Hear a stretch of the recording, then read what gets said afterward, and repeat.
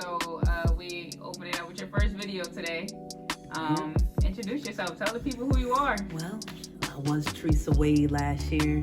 So July 8th, 2022, then I became Teresa Awasetto. So I haven't decided. I think I'm definitely not going to do a hyphen name, so because it's too long. I mean, even though my maiden name is short, I'm just like, I'm married, let me kick on that name. But I do plan to, I don't know if that would be bad, because I plan on doing some other things, marketing some things for myself and starting my book and everything. So, and a lot of my stories is from when I was Teresa Wade. So I don't know, help me out with that. All right. So I know you mentioned that, recently, July 2022, right? Mm-hmm. You changed your name to Miss Awasetto, right? And there's like a beautiful story behind that. There's there's a process of you all and how you all met. So break that down for us. Tell us where you all met, kind of what, where you're from, what's your culture like, how did you guys kind of blend these two worlds? So get into it. Well, I'm from the U.S., Connecticut. Grew up in a small town, but I've been traveling, Army brat. My dad was in the Army. He met my mom when he was doing his thing in the Army in Korea. So half and half, Korean and black.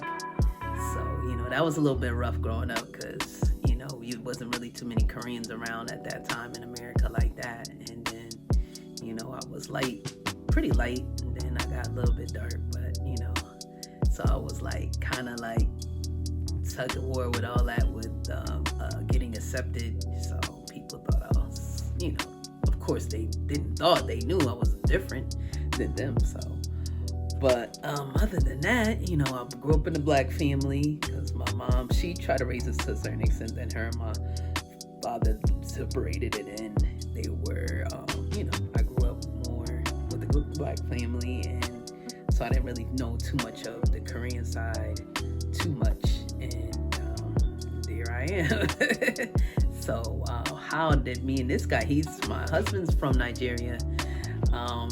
We actually met on Instagram by accident, I feel like, because it started out with a post that I was sending in a group message, and then somehow he responded probably 10 days later, oh, I already have a job, was about some job or something like that. I was he had a little attitude at first. And I was oh, I'm sorry. And then talked about his account.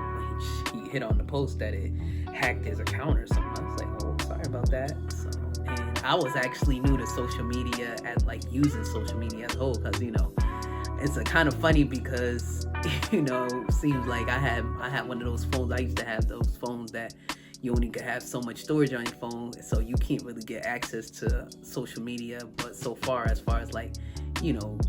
get into messaging and what was that? The video chatting. So that was my first time learning how to video chat in 2020. So it was a funny experience. So, and I was excited, of course, because you're looking at somebody for the first time, and it was hilarious. So that's how we started from there. He ended up asking me to video chat him and stuff and walking me through. He was very nice, very inviting. I told him I never did it before, and he walked me through it, screenshot me, showed me how to do what to put in and all that. And then when we first saw each other on video, we just looked at each other like deer in headlights. I don't know what happened. And I was are you gonna say something? And he said hi, and I was hi. And then I don't know, I forgot what our first conversation was. Just how you doing? And I was doing more of the talking. I was just how's your day? How's the pandemic treating you?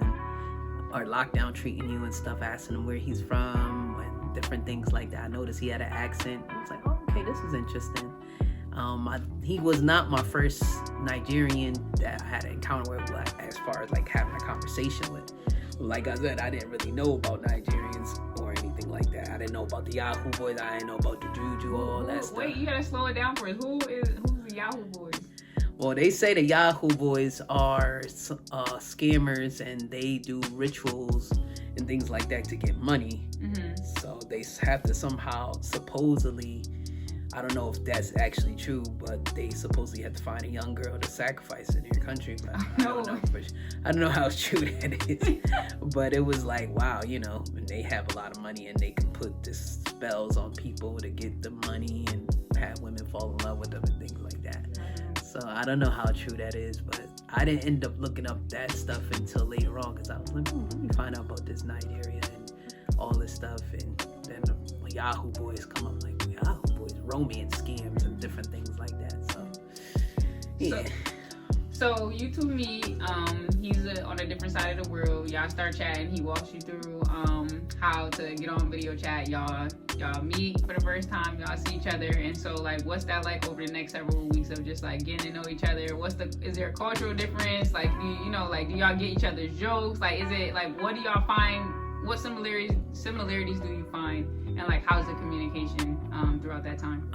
Well, the communication was interesting because he has a very thick accent, so I couldn't understand some things. I had to ask a couple of times, or sometimes depending, because we was in lockdown. When you in lockdown, you just trying to have fun, so I'm mainly laughing most of the time, and not really, until like, did you understand what I said? I'm like, no. So then he broke it down a little something, and then more so was like exchanging perspectives of American people, what they thought of, what he thinks about American people, he knows, and stuff like that.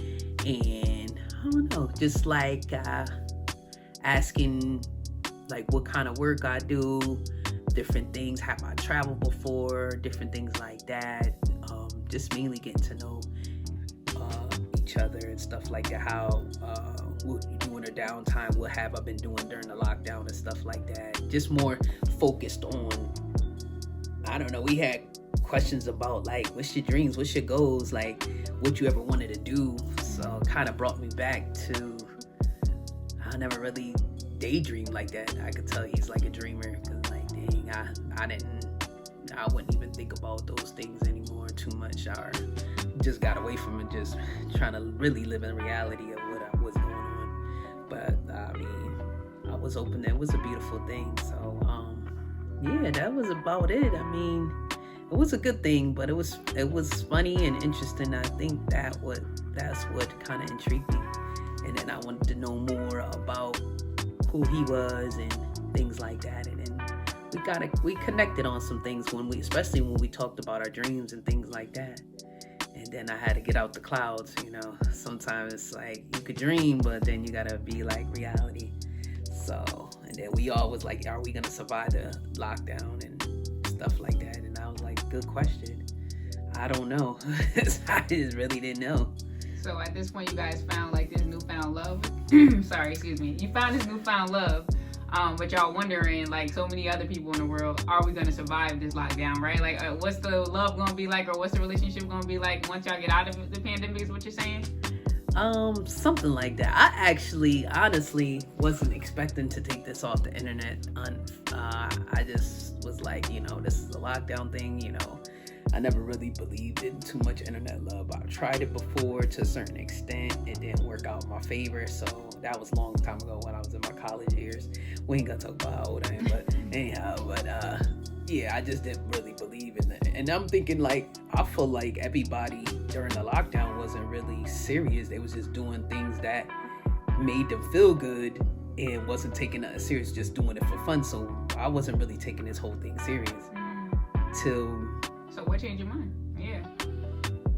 He wanted to be more serious, and then I was caught up in the clouds for a minute, and I'm saying like, I never did this before. Like, what does this look like? So I don't know. And I was just like, I never really traveled out of the country like that before, so I was just like hoping that he was coming here. So I was like excited about that. We had the mission to come here for that October. Always working on it, but it never happened. So because some things happened. So, and then it was, the next move was for me to come. So, and I didn't see that ever happen. Okay, so now you meet this guy during the pandemic. You guys are vibing out. He's trying to get access over here. It's not really working out. So you decide, I'm gonna go over there, right? Okay. Yeah. So how does that play out? How does that even? Yeah. Well, I had to worry about money, or I had to worry about how I was gonna do it, how I was gonna plan this out. All types of things running in my head, like,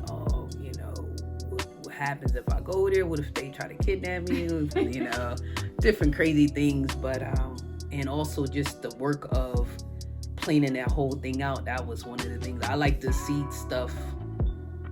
I like to see it beforehand, and I really didn't think it was possible that I was gonna get there because it was a lot of work. But I had to start from the first thing first, and that was trying to get a letter of invitation and start at the visa process to get me a visa. So once I get that, it was challenging because going through that process was crazy and a bit expensive. But when I look back on it,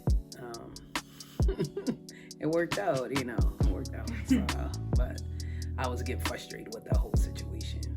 Okay. So we're gonna cut here and we're gonna do part 2. We're gonna cut right here at 10 minutes and we're gonna come back in part 2. Y'all make sure y'all go follow for the part 2.